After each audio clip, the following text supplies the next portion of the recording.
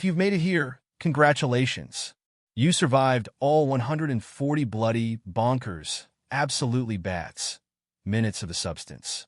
Sadly, Demi Moore's Elizabeth Sparkle and her younger self, Sue, played by Margaret Qualley, did not. But, as Moore, Qualley, and writer-director Coralie Fargeet explained to Entertainment Weekly, the ending of the film means a hell of a lot more than that, and its meaning transcends clear-cut matters of life and death. Before the makers of the movie break down what the ending of The Substance means, let's recap how their characters got there in the first place. The film, in theaters now, follows Elizabeth as a stable, yet fading, Hollywood star, an Oscar-winning actress on the last legs of her on-camera career as the hostess of a popular line of fitness videos distributed by a heartless executive, Harvey Dennis Quaid, and the gaggle of suits around him that collectively can Elizabeth from the gig on her 50th birthday. Rejected over her age, Elizabeth crosses paths with the unnamed supplier of the film's titular experimental drug, who tells her it will generate a youthful version of herself, despite a disturbing catch. It's important to remember that Elizabeth receives careful instructions. This new being she births will not exist separately from her.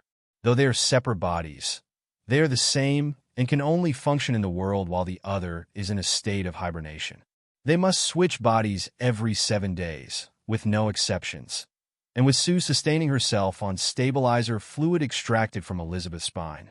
Shortly after her birth, Sue quickly lands Elizabeth's old job. Harvey, meanwhile, has no idea the two are the same person. She's successful enough that Sue becomes an A-list superstar, and she's eventually hired to host a massive New Year's Eve gig on live TV.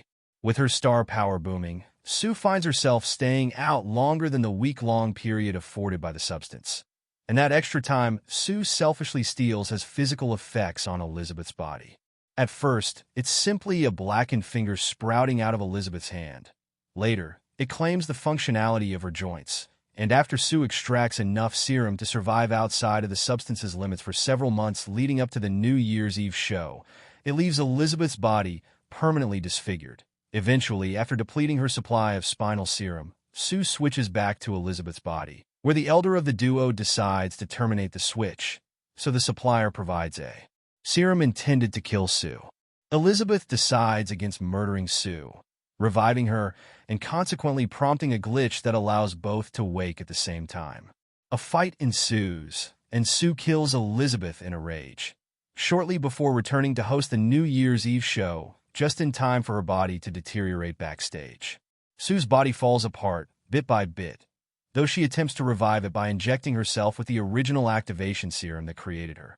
Instead, it triggers a mutation, and Sue eventually takes the stage as a monolithic, towering amalgam of grotesque body parts, including Elizabeth's face on the back of her head, that bear no collective resemblance to the human form.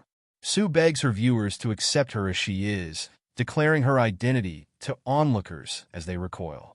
The audience rebukes her, and Sue's head literally explodes, gushing blood over the studio crowd, including Harvey.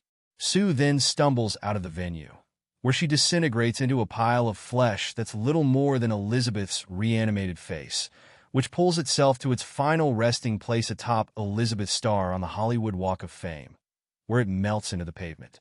Fargeet explains the scene as finally. It's the moment where she's free from her human body and appearance for the first time since the film began, meaning she's finally free from its trappings, both physically and emotionally.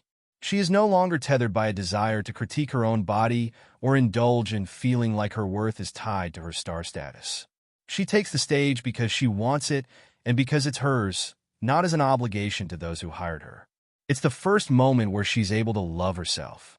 It's the moment she sees herself, and it's not disgust, but in fact it's as if she's seeing her true self for the first time, Fargeet continues. Finally, she doesn't have to care what she looks like. She doesn't have to care what people are going to think. For the first time, there's self-indulgence, tenderness. It's the first time she looks at herself in the mirror and doesn't criticize herself. She decides, okay, I'm going to go out there. This is me. I have my right to have my place in the world. The filmmaker says the creature represents the monstrous part that we try to hide so much because we feel that we can't adapt or fit.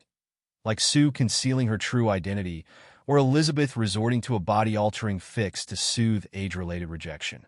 Moore agrees, adding that she interpreted the scene the same way. It becomes the ultimate sense of the soul's freedom, because she's finally free of the prison of her own body, and she's back to the purity in the sense of who she really is without that. It's just dissolving back into nothingness, from whence we all came, Moore says. Adds Qualley.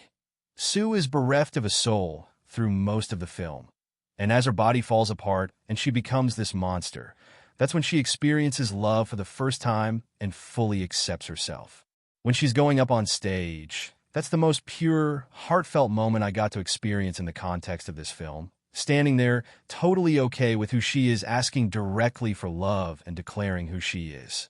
Sure, it's about self-love in the most abstract way, but the scene doesn't exactly play on the heartstrings in an obvious way.